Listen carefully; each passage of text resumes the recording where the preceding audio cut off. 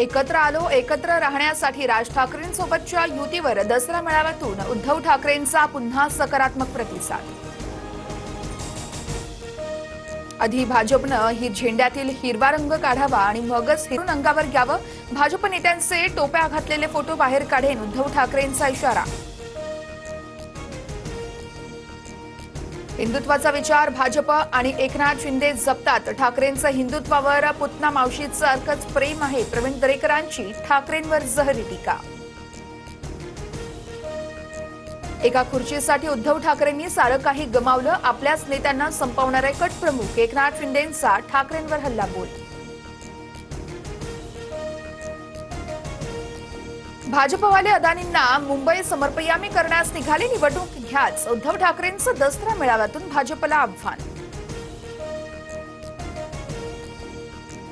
बाळासाहेबांची भगवी शाल पांघरणाऱ्या गाढवाचं चित्र पहिल्यांदाच पाहिलं। एकनाथ शिंदेंच्या भगव्या शालीवरच्या पोस्टरवरून ठाकरेंची जळजळीत टीका।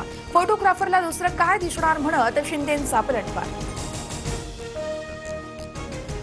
शेतकऱ्याला हेक्टरी 50,000ची मदत करा नाहीतर मराठवाड्यात आंदोलन। उद्धव ठाकरेंकडून मोर्चाची घोषणा। मुख्यमंत्री फडणवीसांच्या हस्ते आज प्रभादेवीमध्ये अभिजात मराठी भाषेत सप्ताहाचं उद्घाटन। टपाल तिकीट विशेष अनावरणाचं अनावरण केलं जाणार। आवरणाचं तर विविध ग्रंथांसह पुस्तकांचे आणि विशेष अंकांचं प्रकाशनही केलं जाणार।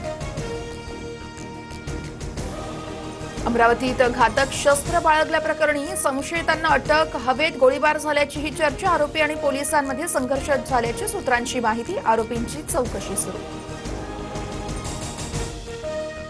नेरळ कर्जत आणि खोपोली कर्जत लोकल आज बंद। कर्जत स्थानकातील तांत्रिक कामांसाठी 3, 4 आणि 10 ऑक्टोबरला विशेष वाहतूक ब्लॉक।